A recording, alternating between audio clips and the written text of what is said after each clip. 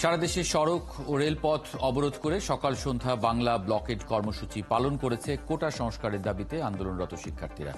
দিনভর রাজধানীর গুরুত্বপূর্ণ অন্তত 20টি পয়েন্ট অবরোধের কারণে অচল হয়ে পড়ে রাজধানী। আপিল বিভাগ কোটা সংক্রান্ত উচ্চ আদালতের রায়ে স্থিতাবস্থা দিলেও তাদের দাবি সরকারের ঘোষণা না আসা পর্যন্ত আন্দোলন চলবে। মনির মিল্লাতের প্রতিবেদন। বেলা 11:30 নাগাদ বাংলা ব্লকেড কর্মসূচি নিয়ে মাঠে নামে আন্দোলনকারীরা।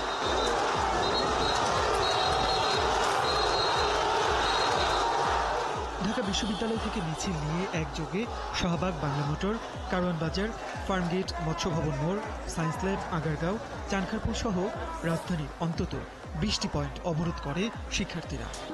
এটা মূলত কোঠার দড়ি এবং কোঠা এই যে 56% কোঠার সুযোগ দিয়ে মেধাবীদের যে ফাঁসিতে ঝুলানো হচ্ছে, আমি মূলত আজকের এই ছদ্মবেশ দিয়ে এটাই বোঝাতে চেয়েছি। সাধারণ শিক্ষার্থীদের যে ন্যায্য অধিকার, সেই অধিকারটুকু যতক্ষণ পর্যন্ত আদায় না হবে ততক্ষণ পর্যন্ত আমরা ঘরে ফিরে যাব না। আজকে আমরা এই বৈষম্য থেকে, এই অবিচার যেটা আমাদের উপর করা হচ্ছে, সেটা থেকে আমরা মুক্তি চাই।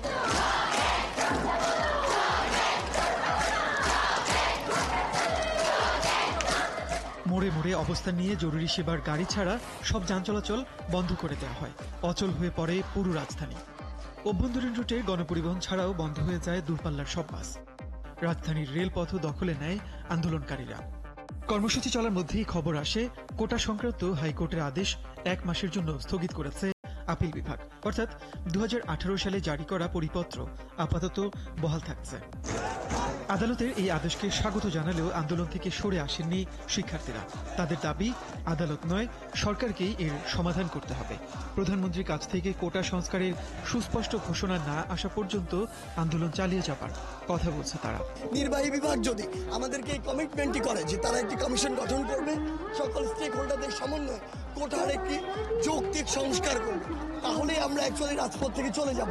তাই আমরা হাইকোর্টের যে রায়, যদিও সেই রায়টি অপ্রত্যাশিত, তারপরে এই রায় নিয়ে আসলে আমাদের মন্তব্য করে কোনো আলটিমেটলি কোনো রেজাল্ট নেই। কমিশন গঠন করে দিয়ে বৈষম্যমূলক কোটা বাতিল করে বাকি কোটার যৌক্তিক পুনর্বন্টনের মধ্য দিয়ে সংস্কার করবেন, ততক্ষণ পর্যন্ত আমরা রাজপথ ছাড়ব না।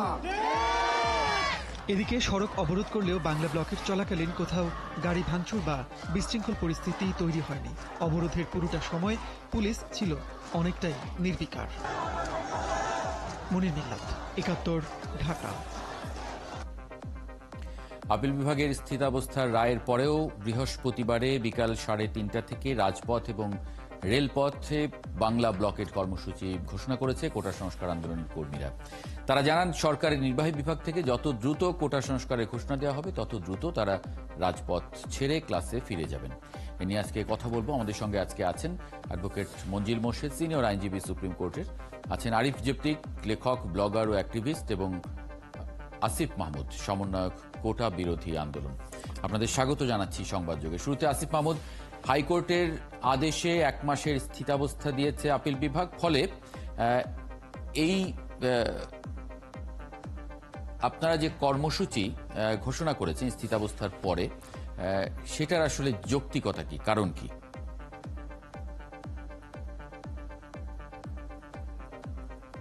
প্রথমে আমি একটু কারেকশন করতে চাইবো, আমি কোটা বিরোধী ছাত্র আন্দোলনের সমন্বয়ক নয়, আমি বৈষম্য বিরোধী ছাত্র আন্দোলনের সমন্বয়ক।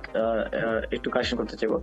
আর স্থিতাবস্থা দিয়েছে এমন ভাবে বললেন যেন ব্যাপারটার সমাধান হয়ে গিয়েছে।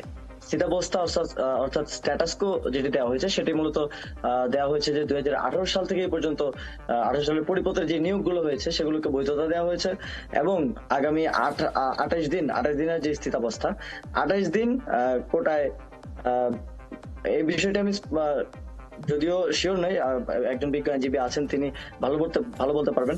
28 দিনেও কিন্তু চাইলে যে কোনো প্রতিষ্ঠান কোটা সহ নিয়োগের বিজ্ঞপ্তি দিতে পারবে। তো স্ট্যাটাসকো আর স্টে এর মধ্যে একটা পার্থক্য আছে। স্থগিত, যেটা আমরা হয়তো আমাদের আন্দোলনের প্রথম দিকে চাচ্ছিলাম প্রাথমিকভাবে 18 সালের পরিপত্র স্থগিত করা হোক এবং পরবর্তীতে কমিশন গঠন করে কোটা ব্যবস্থা স্থায়ী সমাধান করা হোক, কিন্তু এখন আমরা কিন্তু আমাদের 1 দফায় আছি এবং 1 দফা দাবিতে স্পষ্টভাবে আমরা চাচ্ছি একটি কমিশন গঠন করে কোটা ব্যবস্থার একটা স্থায়ী সমাধান করা হোক। শুধুমাত্র অনগ্রসর গোষ্ঠীর জন্য কোটা রেখে সংসদে আইন পাশের মাধ্যমে এটার একটি স্থায়ী সমাধান করা হোক এবং আমাদের দাবিটি স্পষ্টভাবেই সরকারের কাছে, নির্বাহী বিভাগের কাছে, আইন বিভাগের কাছে না, হাইকোর্টের কাছে নয়। আচ্ছা, আরিফ জেপ্তিক, শুনছিলাম আমরা আসিফ মাহমুদের কথা। আজকে আপিল বিভাগের এই যে স্থিতাবস্থার আদেশ, তারপরে আন্দোলনকারীদের যে অবস্থান, এটা আসলে এটা নিয়ে কি মন্তব্য করবেন? আগামীকালকেও তারা কর্মসূচি ঘোষণা করেছেন। আমি কয়েকটা জিনিস বলতে চাই। প্রথম কথা হচ্ছে, আসিফ মাহমুদরা যে আন্দোলন করছেন এখন অনেক গোছানো, মানে উনি যে বক্তব্যটা দিয়েছেন খুব স্পেসিফিক এবং তারা কি চাচ্ছেন এটা গত কিছুদিন ধরে আমরা এই টেলিভিশনে, আমার সাথে অনেকের কথা হচ্ছে, খুব একটা পরিষ্কার ছিল না। কখনো হাইকোর্টের কাছে দাবি করছেন, কখনো, কিন্তু এখন আমার কাছে মনে হচ্ছে আন্দোলনকারীরা খুব সুস্পষ্ট ওনারা কি চান এটা বলেছেন, যে একটা স্থায়ী সমাধান চান। দ্বিতীয়, আমি তাদেরকে একটা ধন্যবাদ জানাই, এই যে গোটা ঢাকা শহরে বিশেষ করে আজকে পুরোটাই ব্লকেড ছিল, খুব শান্তিপূর্ণভাবে, খুব আনন্দ, মানে যেটা ইয়াংরা করা উচিত সেভাবে তারা, আমি বলবো যে কোনো ধরনের উস্কানি বা কোনো ধরনের যে মধ্যে না গিয়ে শান্তিপূর্ণ ভাবে তারা আন্দোলন করেছেন এতক্ষণ পর্যন্ত, তাদের এইটার জন্য আমি শুভেচ্ছা জানাই। কিন্তু মূল চ্যালেঞ্জটা হচ্ছে কোথায়? চ্যালেঞ্জটা হচ্ছে এই মুহূর্তে যখন হাইকোর্ট একটা 28 দিনের স্থিতাবস্থা দিয়েছে, এখন এই আন্দোলন, আমি যদি প্রায়োগিক দিক থেকে যাই, আমরা যারা রাজপথে একটা সময় দীর্ঘ সময় এইসব নিয়ে আন্দোলন সংগ্রামে ছিলাম, এখন এক ধরনের চ্যালেঞ্জের মধ্যে তারা পড়বেন, কারণ এটা অক্লান্তি, মানে একবারে ক্লান্তিহীন ভাবে আগামী 28 দিন তারা চালিয়ে যাবেন, সেটা আমার কাছে মনে হয় না খুব যৌক্তিক হবে।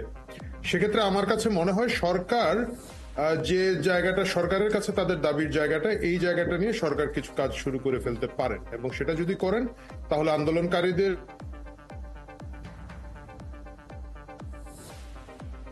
তৈরি হয়, এই জায়গাটা যদি একটু বিবেচনা করেন ভালো হবে। কিন্তু আলটিমেটলি আজকের পরে, বিশেষ করে যেখানে আদালত 28 দিনের একটা স্থগিতাদেশ দিয়েছেন, স্ট্যাটাসকো দিয়েছেন, সেই স্ট্যাটাসকোর পরে এই মুহূর্তে অন্তত আগামী 28 দিন যাতে কর্মসূচিগুলো আরেকটু ধীরলয়ে চলে, এটা আমি আশা করবো আন্দোলনকারীদের কাছে। জি, অ্যাডভোকেট মঞ্জিল মোর্শেদ, আরিফ জেপ্তিক যেমন বলছিলেন যে সরকার এখন থেকে কাজ শুরু করতে পারে, মানে সেই সুযোগ আছে কিনা? কারণ আন্দোলনকারীরা বলছেন যে তাদের দাবিটা নির্বাহী বিভাগের কাছে, আবার বলছে যে সরকার বা নির্বাহী বিভাগ যদি তাদের লিখিত দেয় যে কোটার যৌক্তিক সংস্কারের জন্য কমিটি গঠন করা হবে, তারা রাজপথে থাকবেন না। কোর্টে যে বিষয়টা নিষ্পত্তির অপেক্ষায় আছে, সেটা নিয়ে মানে আইনি আসলে কি বিষয়, সেটার সুযোগ আছে কিনা, নির্বাহী বিভাগের কিছু করার সুযোগ আছে কিনা? ধন্যবাদ। দেখুন, বিষয়টা হলো একটি পলিসি ম্যাটার, যে নিয়োগের ক্ষেত্রে আপনার কোটা রাখা হবে কি হবে না। তো সেক্ষেত্রে রাষ্ট্রের পক্ষ থেকে এর আগে যখন সিদ্ধান্ত নেওয়া হয়েছিল, সেটিও একটি আপনার ড্রামাটিক্যালি ডিসিশন ছিল, যার কারণে কিন্তু আজকে এই সমস্যার আবার শুরু হয়েছে। কোনো কিছুই আপনার আবেগপ্রবণ হয়ে করা উচিত না, কারণ আগের বারও কিন্তু ছাত্ররা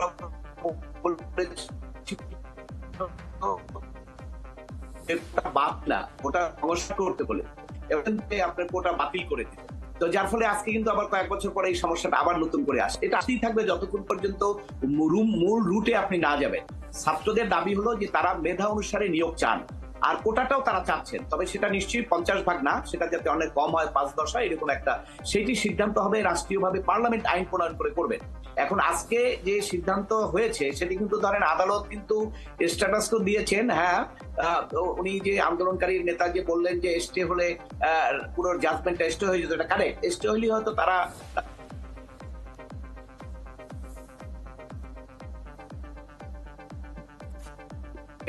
আছে। স্ট্যাটাস অর্থ হলো এই মুহূর্তে আপনার কোটা নাই বা কোটা আছে, কোনো কিছু কিন্তু কোনো পদক্ষেপ না, কারণ আদালত বলে দিয়েছেন স্থিতি অবস্থা, অর্থাৎ যেভাবে আছে সেইভাবে থাকবে। এখানে কিন্তু কোটা মানে আন্দোলনকারীরা যারা আছেন তাদের বিপক্ষে যাওয়ার সরকারের কোনো সুযোগ নাই, বা তাদের পক্ষে যাওয়ারও সুযোগ নাই এই সময়ের মধ্যে। তবে স্টে হলে পরে সেই সমস্যাটা, এই কনফিউশনটা থাকতো না, তাহলে হয়তো তারা বুঝতো যে না, রায়টা স্থগিত হয়ে গেছে, এখন আমরা ঘরে ফিরে যেতে পারি। কিন্তু এই যেহেতু স্ট্যাটাসকো হয়েছে এবং সবচেয়ে আপিল বিভাগ পরবর্তীকালে আপিল ফাইল হওয়ার পরে দিন, সেটা আইন কানুন দেখে তারা যেভাবে মনে করেন সেইটা দিবে, এবং সেইটা দিলে পরে সেটা সবার জন্য বাধ্যতামূলক আমাদের সংবিধান অনুযায়ী। কিন্তু যেখানে একটি প্রশ্ন আছে সেটি হলো আজকে যে ছাত্রদের দাবি, সেটা কিন্তু দেখেন নির্বাহী বিভাগের সঙ্গে, কারণ আইন তো করে নির্বাহী বিভাগ পার্লামেন্টে যায়, পার্লামেন্টে পরে তারপরে সেখানে আইন প্রণয়ন হয়। সেখানে কিন্তু তারা আদালতের ব্যাপারে বলেছেন, এই ব্যাপারে তাদের কোনো মন্তব্য নাই, তারা আদালতের বিপক্ষে কোনো আন্দোলন করছেন না। তবে নির্বাহী বিভাগকে অনুরোধ করে তারা ডিক্লারেশন দেয় যে তারা কি ধরনের সংস্কার চাচ্ছেন, কি ধরনের পলিসি নির্ধারণ করতে চাচ্ছেন, যেটা পার্লামেন্টে পাস করবেন। এটি আরিফ জাতিক যেটা বলেছেন এটি ঠিক, এটাকে যদি প্রশমিত করতে হয়, কারণ এটি কিন্তু একটা খুব সেন্সিটিভ ইস্যু। ধরেন আমরা জনগণ তো ভোগান্তিতে আছি, প্লাস ছাত্ররা যে রাস্তার মধ্যে রোদের মধ্যে কষ্ট করে আন্দোলন করছে তাদেরও তো কষ্ট হচ্ছে, তারা তো আমাদেরই ছেলে ভাই বোন, তাই না? তো সেই জায়গাটা সমাধান কিন্তু রাষ্ট্রের থেকে এগিয়ে আসতে হবে, রাষ্ট্রের পক্ষ থেকেই। বিশেষ করে এখন কেউ তো আর কিছু বলতে পারবে না, এটা একমাত্র মাননীয় প্রধানমন্ত্রী বলতে পারবেন। রাষ্ট্রের অন্য কারো কিছু বলার কোনো তেমন ক্ষমতাও নাই, তারা কিছু চিন্তা করা বলার সুযোগও নাই। প্রধানমন্ত্রী আসছেন, আমার মনে হয় প্রধানমন্ত্রী একটা মন্তব্য করেছেন যে বিষয়টা, প্রধানমন্ত্রী মন্তব্য করেছেন যে বিষয়টা সাবজুডিস, এটা নিয়ে কথা বলা, তিনি কথা বলতে চাননি। সুতরাং মানে প্রধানমন্ত্রীর মন্তব্য না, প্রধানমন্ত্রীর মন্তব্য ধরেন মানুষের রাজনীতিতে তো মন্তব্য মাঝে কালকে এক মন্তব্য বাস্তবতার আলোকে, সেই প্রধানমন্ত্রীর বাস্তবতার আলোকে নিশ্চয়ই সিদ্ধান্ত উনি দিবেন। কি সিদ্ধান্ত দিবেন এটা আমরা জানি না, কারণ ছাত্ররাও তো ওয়েট করতেছে সেই সিদ্ধান্ত। আমার প্রশ্নটা ছিল যে সিদ্ধান্তটা দিতে পারে কিনা নির্বাহী বিভাগ, যেহেতু আদালতে একটা নিষ্পত্তির অপেক্ষায় আছে। আমি একটা সম্পূরক প্রশ্ন করতে চাই অ্যাডভোকেট মঞ্জুর মুর্শিদের কাছে। জি, আরিফ জাতিক। আদালতের মাধ্যমে অনেক কিছু হলে সেখানে অনেক কিছু জটিলতা থাকে, আইনের ব্যাপারকে বাধ্যবাধকতা থাকে, কিন্তু এই ক্ষেত্রে অনেক ধরেন পলিসি ম্যাটারে গভর্নমেন্ট সিদ্ধান্ত সুবিধা হয়। এই জন্য কিন্তু তারা আজকে বলছে যে আমরা রাষ্ট্রের পক্ষ থেকে চাই যে তারা কোনো একটা ডিক্লারেশন দেব।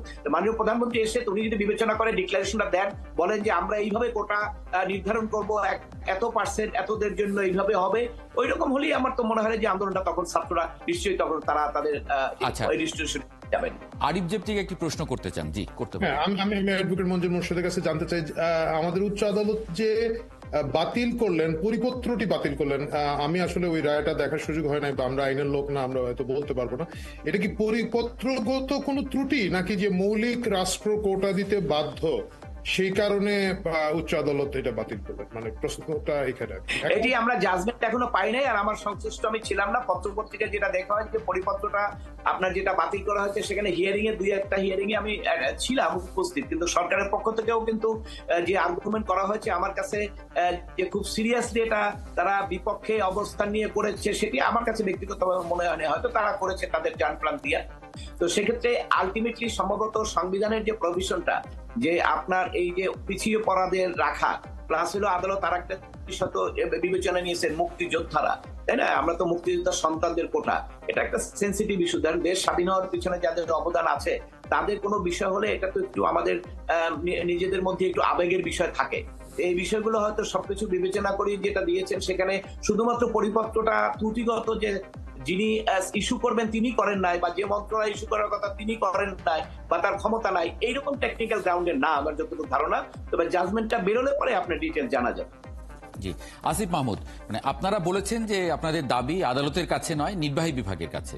আপনারা বলেছেন যে এটা শুধু রাষ্ট্রের নির্বাহী বিভাগ বা সরকারই পূরণ করতে পারে। ধরে নিলাম যে সরকার আপনাদের দাবি এই অবস্থায় মেনে নিলেন, নতুন পরিপত্র জারি করলেন, মানে সেটা যে, বা নতুন কোনো ঘোষণা আসলো, সেটা যে 18 সালের ওই পরিপত্রের মতো আদালতে চ্যালেঞ্জের মুখে পড়বে না, তার নিশ্চয়তা কি? সেজন্যই আমরা বলছি যে পদ্ধতিগত কোনো প্রকার ত্রুটি না রেখে একটি স্থায়ী সমাধানের দিকে যেতে হবে। এবং সেক্ষেত্রে আমরা প্রস্তাবনা দিয়েছি আমাদের বক্তব্যে যে একটি কমিশন গঠন করে কোটার ব্যবস্থাটা কোটা কে কতটুকু পাবে, কে সত্যিকার অর্থে অনগ্রসর গোষ্ঠী কিংবা কে অনগ্রসর গোষ্ঠীর না, এটা তো একটা কমিশন গঠন করে রিসার্চের বিষয়। তো একটা কমিশন গঠন করে সেই কমিশনের প্রস্তাবনা অনুযায়ী একটা স্থায়ী সমাধানের দিকে পৌঁছানো, এবং যাতে করে বারবার আদালতে একটি পরিপত্র বাতিল হয়ে যাওয়া, সেটা স্টে করানোর জন্য আন্দোলন, আবার নতুন পরিপত্রের জন্য আন্দোলন, বারবার আমাদেরকে রাজপথে নামতে হয়। রাজপথে নামার জন্য কিংবা আন্দোলন করার জন্য আমরা বিশ্ববিদ্যালয়ে আসিনি, আমরা পড়াশোনা করতে এবং ভবিষ্যৎ জীবনের নিশ্চয়তার জন্য, নিরাপত্তার জন্য মূলত এই নিয়োগের সুযোগের সমতা চাচ্ছি। মানে সরকার একটা কমিশন গঠন করে এটা সংস্কারের ঘোষণা দিলেই আপনাদের দাবি পূরণ হচ্ছে?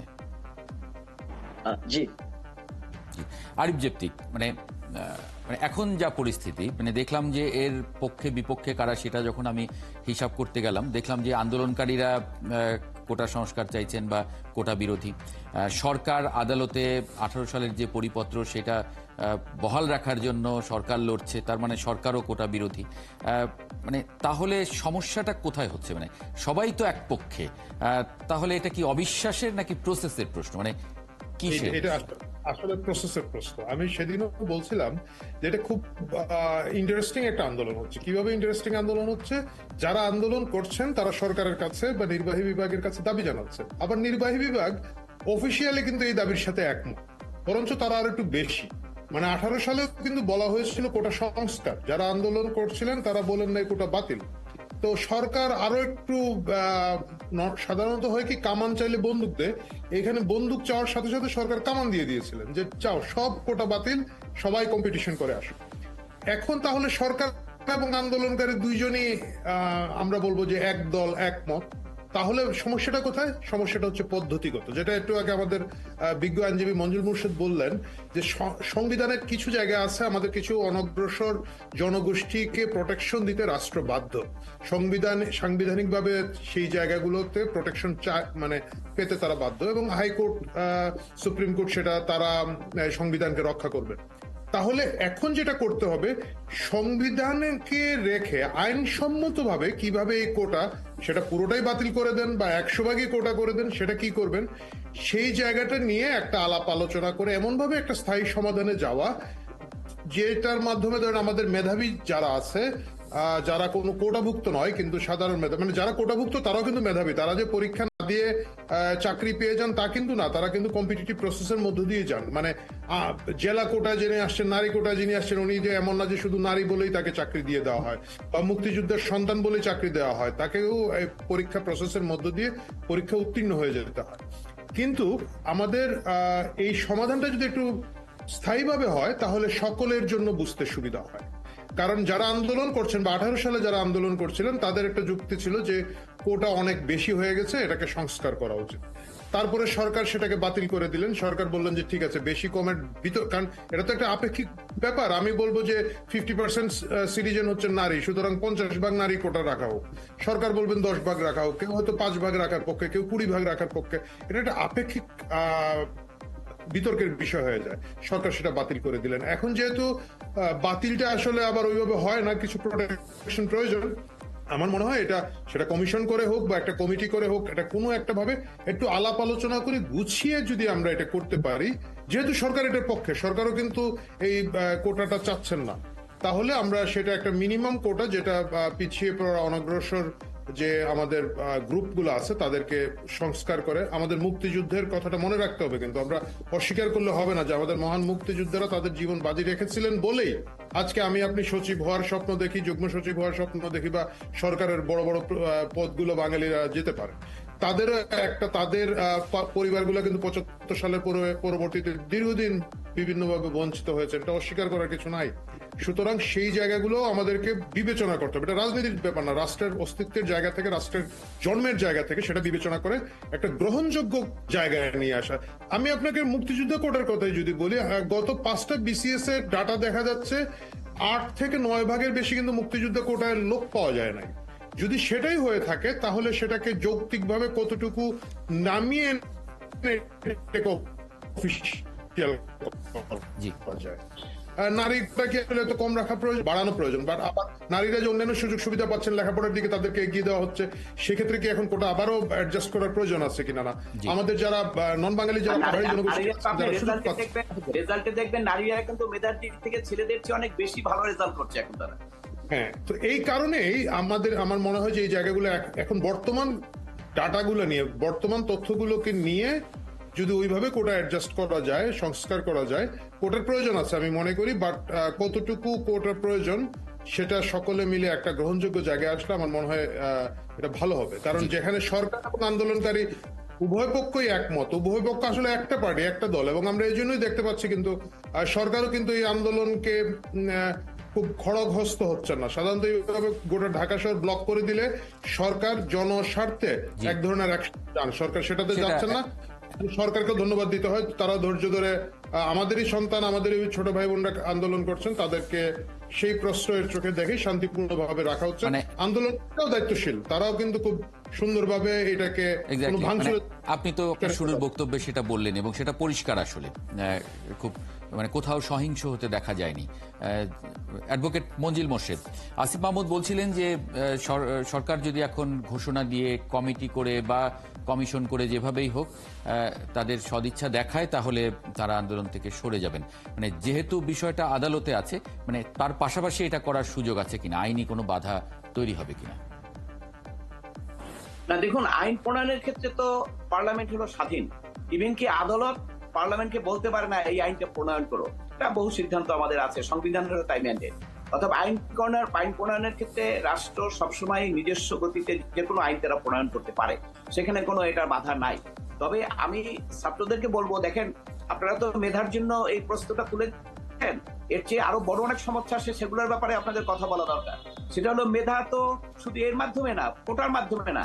আজকে যে এই আপনার পিএসসির যে নিয়োগ দেখেন, এই যে ঘুষ নিয়োগ ও তারপরে বিভিন্ন ভাবে নিয়োগ হচ্ছে, শত শত মানুষ ঢুকে যাচ্ছে মেধাকে বাইপাস করে।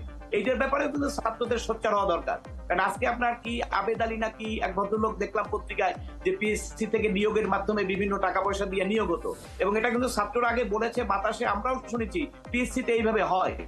কিন্তু পিএসসিতে যে হয় এটা কিন্তু বাস্তব প্রমাণ সিএজি এখন সামনে নিয়ে আসছে।